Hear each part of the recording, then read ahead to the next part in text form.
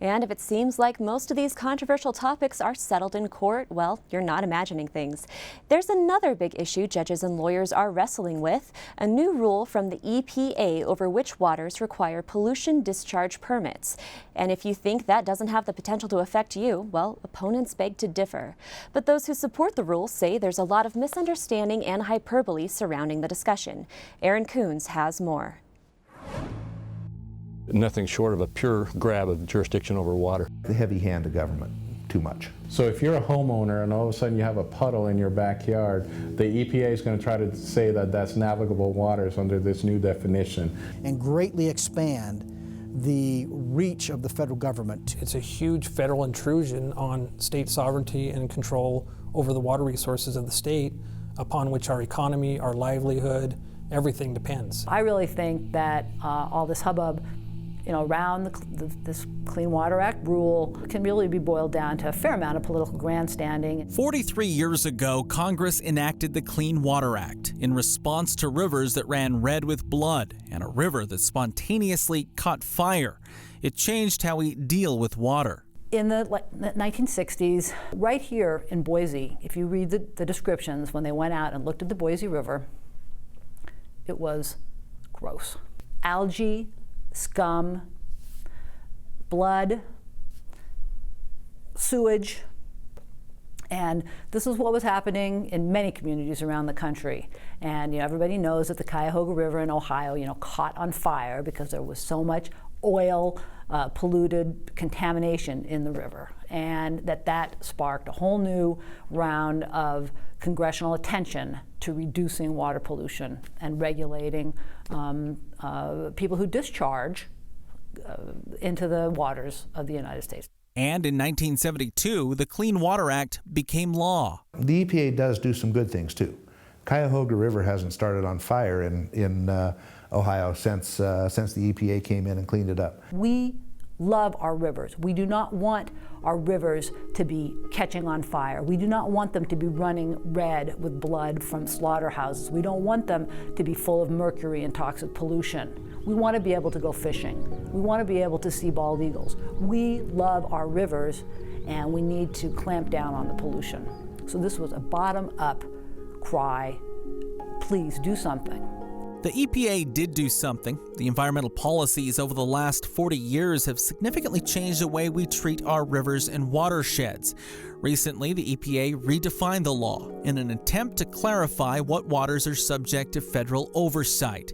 While the EPA says the Clean Water Rule more precisely defines the law, there are some who feel the EPA could use the law to regulate certain bodies of water that aren't currently regulated, and that doesn't sit well with some. What EPA has tried to do is say there's certain things that will always be waters of the United States, there's certain things that will never be waters of the United States, and then there's some case-by-case categories. So at the front end on what are waters of the United States, you see what you'd expect, the oceans, the rivers, the lakes, all of those kinds of things that are obviously navigable water bodies. Then you get into the trouble area, which is tributaries. The thinking here is that because rain falls from the sky and it lands in a puddle, and that puddle eventually reaches some body of water that's going to be navigable, that the federal government has control over all of that water. That turns about 100 years, 200 years of water law on its head. Well, I think that's going too far. But it's not that those waters that didn't fall into the Clean Water Act before weren't regulated. They were just regulated by the states. It doesn't create anything new. It clarifies what's covered and what isn't. The new rule doesn't expand the Clean Water Act, and so if things have not been jurisdictional since 1972, it does not make them jurisdictional. For now, only time will tell how it will all be implemented. That does little to calm the fears of potential overreach, cost of implementation, and the time-consuming permitting process. The EPA has told Idaho Reports that this definition does not expand the EPA's jurisdiction. But some at the State Department of Environmental Quality, or DEQ, have claimed the EPA told them it will by adding canals into EPA's jurisdiction. Everyone should welcome clarification of the rules under the Clean Water Act. We've certainly argued for that. It should be clear that irrigation systems are not navigable waters. They're not part of the waters of the United States, and they shouldn't be treated that way. Unfortunately, we don't have that kind of clarity in this rule. We have something completely different. One thing is clear, Idaho is going to court. So we joined with about 12 or so other states, and we sued and said, no, this is an expansion beyond the statutory confines, and the federal district judge in North Dakota issued a preliminary injunction, which means that those rules are not in place in Idaho and those 13 states. The new law went into effect August 29th, but nearly a dozen states, including Idaho, asked a federal judge to put a temporary hold on the law as the states prepare a challenge to the rules in court. In 37 states, it is in effect now, and of course, this was all basically in effect for decades.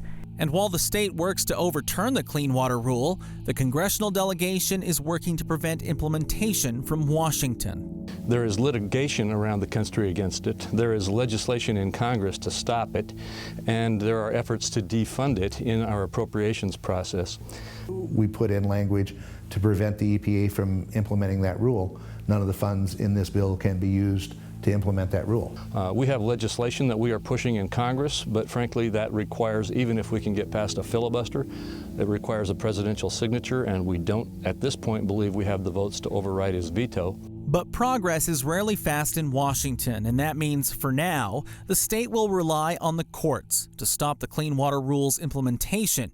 That frustrates some who want a fast resolution. Is that Congress ought to do their job.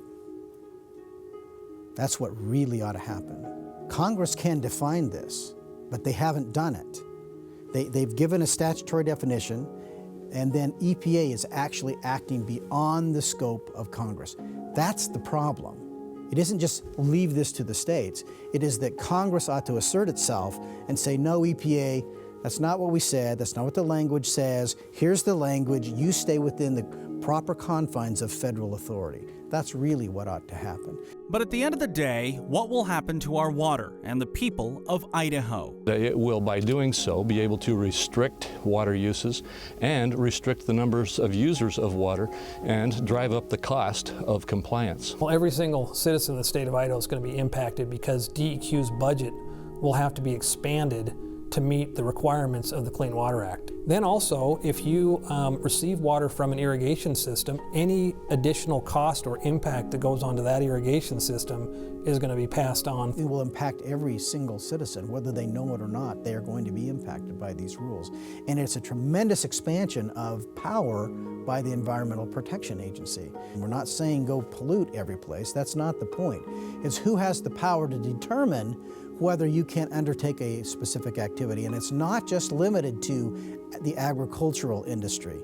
It's all industry. It's anybody who uses water will be affected by this decision. We're all connected to the headwaters. You cannot ignore the fact that the water does not just appear in these bigger rivers, that it's all coming down off of the mountains, from the snowpack. That's why it's important for us to make sure that the rule is, that the Clean Water Act is applied as Congress intended it to be when it was passed in 1972.